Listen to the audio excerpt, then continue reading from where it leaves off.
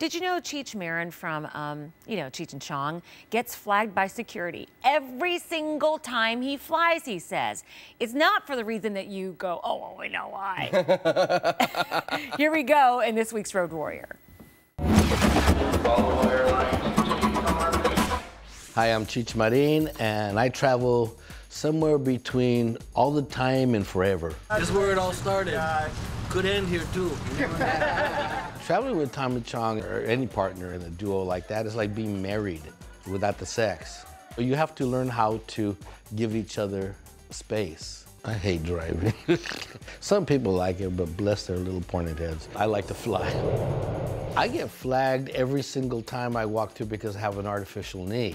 Now they're getting better. They got these booths where you go, travel is the best educator in the world. You don't have to take anybody's word for it. You've seen it, you've been there. You get to gauge the pulse of the country. And that's the greatest thing about travel. I am very involved in collecting Chicano art, and it has this drip technique on it. I get to go see art in every part of the country because there's Chicanos everywhere now.